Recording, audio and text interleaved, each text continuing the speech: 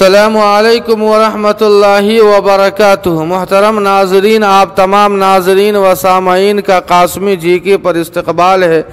नाजरीन, जमीयतुल उलमा मधुबनी के सदर जनाब मुफ्ती अबू ज़र कासमी साहब ने तमाम मुसलमानों से बहुत बड़ी अपील की है, जो आपसे भी शेयर की जा रही है। बिस्मिल्लाहिर्रहमानिर्रहीम।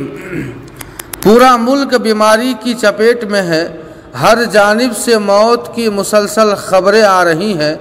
हमारी जिम्मेदारी बनती है कि एहतियाती तदाबीर इख्तियार करें और बीमारी का मजाक न उड़ाएं। तौबा इस्तिग़फ़ार का एहतमाम कसरत से ख़ुद भी करें और अपने अहबाब से भी उसकी तलक़ीन करें। बल्कि फ़क़ीहुल अस्र हज़रत मौलाना खालिद सैफ़ुल्लाह रहमानी दामत बरकातुहुम की तहक़ीक़ के मुताबिक क़ुनूत नाज़िला का एहतमाम इस वक्त मौजूदा वबा से निकलने का सही रास्ता है, इसे अपनाना चाहिए। और मुझे याद आता है कि पिछले साल रमज़ान ही के मौके से हज़रत क़ादी शरीयत मौलाना मोहम्मद हबीबुल्लाह साहब कासमी नव्वरल्लाहु मरक़दह ने मुझसे क़ुनूत नाज़िला के एहतमाम की ज़रूरत पर ज़ोर दिया था और फरमाया था कि ऐसे ही मौके के लिए क़ुनूत नाज़िला है।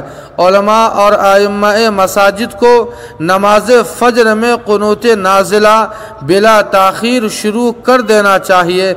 आका सल्लल्लाहु अलैहि वसल्लम ने आफ़ात और मसाइब से निकलने के लिए हमारी रहनुमाई फरमाई है, तो हम अपनी ज़िम्मेदारी को पूरी करें, फिर अल्लाह से मदद की उम्मीद लगा कर बैठे।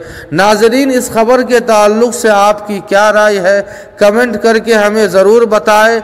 वीडियो को लाइक कर दे और कासमी जी के को ज़रूर सब्सक्राइब कर दे। वस्सलामु अलैकुम वरहमतुल्लाह।